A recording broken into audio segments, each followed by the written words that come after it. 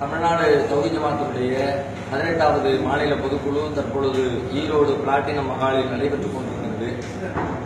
இதில் நிறைவேற்றப்பட்ட சில முக்கிய தீர்மானங்கள் இருக்கின்றன. குறிப்பாக முஸ்லிம்களுக்கு வழங்கப்பட்டிருக்கிற இடஒதுக்கீட்டை தமிழகத்தில் அதிகப்படுத்தி தர வேண்டும் என்று சொல்லி பல வருடங்களாக முஸ்லிம்கள் கோரி வருகிறார்கள். மறைந்த முதலமைச்சர் ஜெயலலிதா அவர்கள் கூட தம்முடைய தேர்தல் வாக்குறுதியில் அதை ஒன்றாக சேர்த்திருந்தார்கள். ஆனால் இன்று வரை அந்த வாக்குறுதியை நடைமுறைப்படுத்தப்படாமல் இருக்கிறது. ஜெயலலிதா அவர்களுடைய அடியொற்றி நடப்பதாக சொல்லுகிற தற்போதைய தமிழக அரசு உடனடியாக முஸ்லிம்களின் அந்த கோரிக்கையை நிறைவேற்றி 3.5% இடஒதுக்கீட்டை 7% உயர்த்தி தர வேண்டும் என்று நாங்கள் கேட்டிருக்கிறோம்.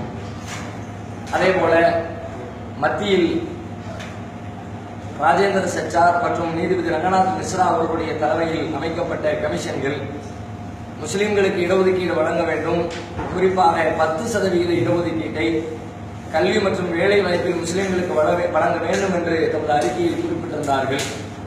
அந்த அறிக்கையை பெற்றுக் கொண்டிருக்க மத்திய அரசு பல வருடங்களாக அதை கிடப்பிலே போட்டிருக்கிறார்கள். உடனே அதை பரிசீலித்து முஸ்லிம்களுடைய சமூக பொருளாதார நிலையை மேம்படுவதற்கு வசதியாக இடஒதுக்கீட்டை அறிவிக்க வேண்டும் என்று சொல்லி நாங்கள் கேட்டுக்கொள்கிறோம். ஆர்கே நகர் இடைத்தேர்தலில் நாங்கள் எந்த கட்சியையும் ஆதரிக்கவில்லை. இதற்கு முன்னர் ஒவ்வொரு தேர்தல்களிலும் முஸ்லிம்களுடைய நலனை கருத்திலே கொண்டு ஏதாவது ஒரு கட்சியை ஆதரித்து வாக்களித்திருக்கிறோம், பிரச்சாரம் செய்திருக்கிறோம். ஆனால் எங்களுக்கு ஏற்பட்ட பல்வேறு கசப்பான அனுபவங்களின் வழியாக இனிமேல் எந்த கட்சியையும் ஆதரித்து பிரச்சாரம் செய்வதில்லை என்று நாங்கள் முடிவெடுத்திருக்கிறோம். எனவே இந்த தேர்தலில் மட்டுமல்ல, இனிவரும் எந்த தேர்தலிலும் யாருக்கும் நாங்கள் ஆதரவு தெரிவிக்கப் போவது இல்லை. தொடர்ந்து நடைபெற்றுக் கொண்டிருக்கிற விவசாயிகளுடைய போராட்டத்தில் மத்திய அரசின் பிரதிநிதிகள் விவசாயிகளை சந்தித்து அவர்களுடைய குறைகளை கேட்காமல் இருப்பது ஜனநாயக தன்மைக்கு விரோதமானதாக தெரிகிறது. தமிழகத்தில் நடத்திய ஆர்ப்பாட்டங்கள் கவனத்தை ஈர்க்கவில்லை என்று உணர்ந்து தலைநகர் டெல்லிக்கு சென்று பல நாட்களாக தொடர்ந்து போராடுகிறார்கள். அவர்களுடைய இந்த போராட்டத்திற்கு முக்கியத்துவம் அளிக்காமல் அவர்களை அலட்சியப்படுத்துவது ஒரு அராஜக தன்மையை, ஒரு சர்வாதிகார தன்மையை தான் வெளிப்படுத்துகிறது. இது நாட்டின் நலனுக்கு, எதிர்காலத்திற்கு, ஒற்றுமைக்கு நல்லதல்ல என்று தெரிவித்துக் கொள்கிறோம். இப்ப பிஜேபி அரசுக்கு அப்புறம் சிறுபான்மையினருக்கு பாதுகாப்பு இல்லாத அச்சம் கடந்த சூழலுக்கு பாரதிய ஜனதா கட்சி ஆட்சி பொறுப்பை ஏற்றுக்கொண்ட நாளில் இருந்து முஸ்லிம்களை அச்சுறுத்துகிற வகையில் பல்வேறு வேலைகளை செய்து வருகிறார்கள். பொது சிவில் சட்டத்தின் பெயரால் அச்சுறுத்துகிற வேலைகள் நடந்தது. பசுவதையின் பெயரால் அச்சுறுத்துகிற வேலைகள் நடந்தது. பாரத் மாதா கி ஜெய் என்று கோஷப்பட வேண்டும் என்ற பெயரால் அச்சுறுத்தல்கள் நடந்தது.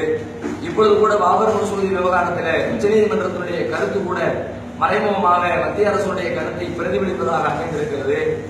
யூபியிலே முதல்வராக பொறுப்பேற்றிருக்கிற யோகி ஆதித்யா அவருடைய வருகையும் கூட முஸ்லிம்களை அச்சுறுத்த வேண்டும் என்ற நோக்கத்தில் செய்யப்பட்டதாக தெரிகிறது.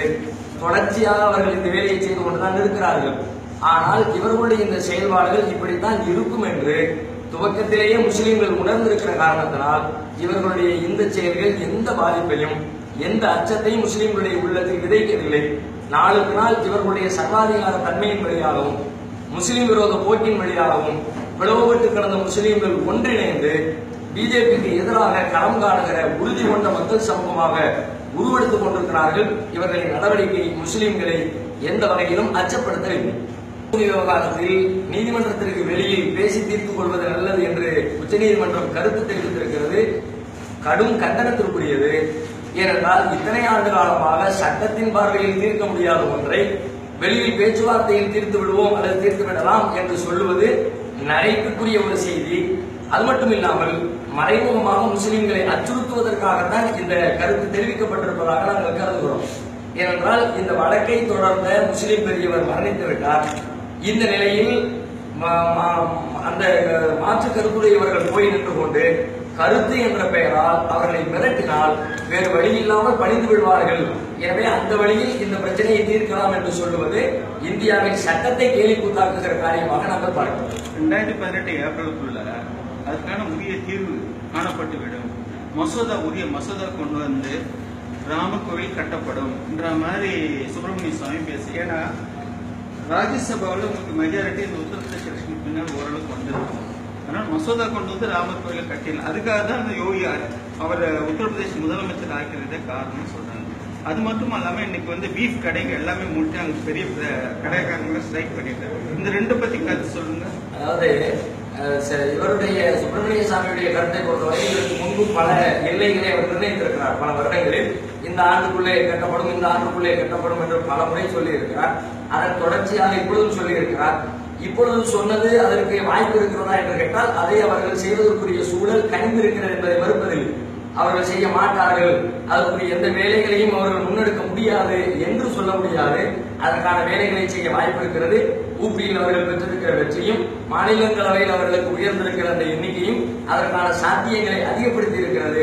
ஒருவேளை அதற்கான முயற்சியில் பிஜேபி இறங்கும் என்று சொன்னால் அதற்கு தகுந்த பதிலடியை கொடுப்பதற்கும் சட்டப்பூர்வமான நடவடிக்கைகளை அழுத்தம் கொடுப்பதற்கும் அல்லது போராட்டங்களம் வழியாக மக்களை அரசை ஸ்தம்பிக்க செய்து எங்களுக்கான நீதியை பெறுவதற்கும் உரிய வேலைகளை முஸ்லிம்களாக நாங்கள் செய்வோம். பீஃப் கடைகளை வந்து தீ வைத்து இருக்கின்ற காரியங்கள் நடந்து கொண்டிருக்கிறது. இதுவும் எதிர்பார்த்த ஒன்றுதான். இது போன்ற காரியங்களை அவர் செய்ய வேண்டும் என்பதற்காகத்தான் இவரை முதல்வர் பொறுப்பிலே ஏற்றி இருக்கிறார்கள். இதே போல காரியத்தை குஜராத்திலே செய்கிறார்கள். அங்கு இருக்கக்கூடிய தலித் சமூக மக்கள் எல்லாம் அவர்களுக்கு எதிராக கிளர்ந்து எழுந்த பிறகு அதை பாரதிய ஜனதா கட்சி வந்து பின்வாங்கியது.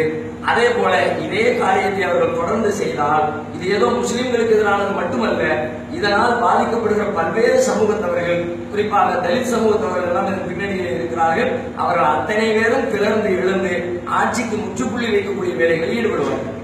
முஸ்லிம்கள் வாக்கு பெற்று தான் நாங்கள் ஆட்சிக்கு வந்திருக்கோம். உத்தரப்பிரதேசத்துல பெரும்பான்மையான எங்களை ஆதரிச்சிருக்காங்க. அதனால தான் இந்த அளவுக்கு வந்திருக்கோம். ஃபைட் ஃபோர்ஸ் நாங்கள் வந்திருக்கோம் சொல்றாங்க. ஆனா ஒரு முஸ்லீம் கூட அவங்க எம்எல்ஏ கொடுக்கவே இல்லை, சீட் கொடுக்க. முஸ்லிம்கள் ஆதரவு அவங்க கிடைச்சிருச்சு நாங்க சொல்றது. சீட்டுகளில் வெற்றி பெற்றிருப்பது, போட்டியில் வெற்றி என்பது இரண்டு வகைகளில் இருக்கும்.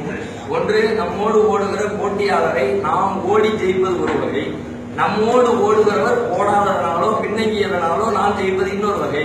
இவர்கள் ஜெயித்திருப்பது அவர்கள் போட்டியிலே ஓடி ஜெயித்தவர்கள் அல்ல, வாக்குகளை பெற்று ஜெயித்திருந்தால் அவர்கள் போட்டியில் ஜெயித்திருக்கிறார்கள் என்று அர்த்தம்.